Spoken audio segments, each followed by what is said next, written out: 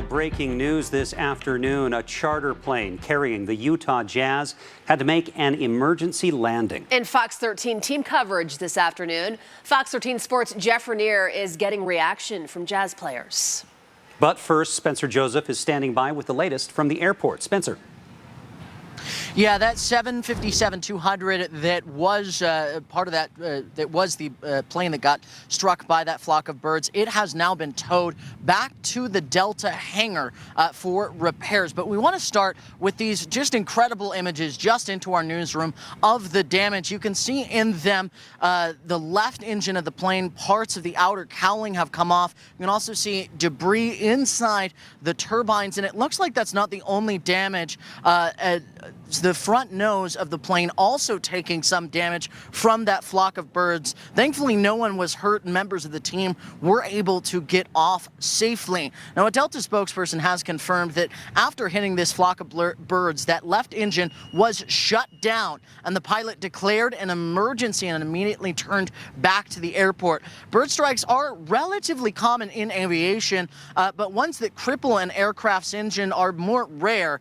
A 757-200 like this are pretty common planes, as well as often being the plane of choice for NBA teams because they're a bit bigger than other planes such as a 737. Now, coming up at 5 o'clock, we will speak with the airport not only on emergency procedures if a emergency landing like this were to happen, but also how common bird strikes are, as well as how common bird strikes that would cripple an aircraft's engine like this are. But for now, live at Salt Lake International Airport, Spencer Joseph, Fox 13 News, Utah. Tense situation there. Thanks, Spencer. You know, like every NBA team, the Jazz, of course, they travel a lot during the season, but you never expect something or hope something like this will happen. Fox 13's Jeff Raniere joins us live now with player reaction after that plane luckily landed safely back on the ground, Jeff. Yeah, you can imagine, these are seasoned travelers. They're probably just settling into their seats, getting ready for the takeoff when something terrible happened just on takeoff. There had to be moments of terror, but then moments of joy and happiness when they made it back to the ground.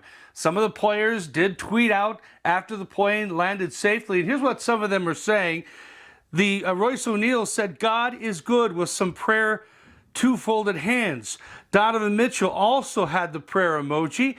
And of course, fans on Twitter reacted with well wishes, grateful that they are safe. Rudy Gobert sent this tweet: "It's a beautiful day. It truly is. Thankfully, the Jazz were able to turn it around and make it safely on that plane." The Jazz just played last night, beating the Cavaliers for their 5th win in a row to improve their NBA best record to 35-11.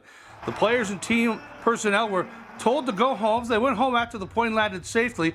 Jazz PR told me they were still working out details on if and when they would fly to Memphis. Although we did see that there's a plane rescheduled from Salt Lake City to Memphis at 5:45. We're trying to look into it and get a clarification from the Jazz that this is in fact another charter flight for the Jazz later this afternoon. Hopefully we'll have those details for you tonight at Live at 5. All right, Jeff Raniere, thank you so much. Now, airplanes strike birds more often than you might think. Our content sharing partners at the Salt Lake Tribune reported that in 2018, the Salt Lake Airport had 280 bird strikes. Most of those were minor incidents, but together they caused $675,000 in damage to planes.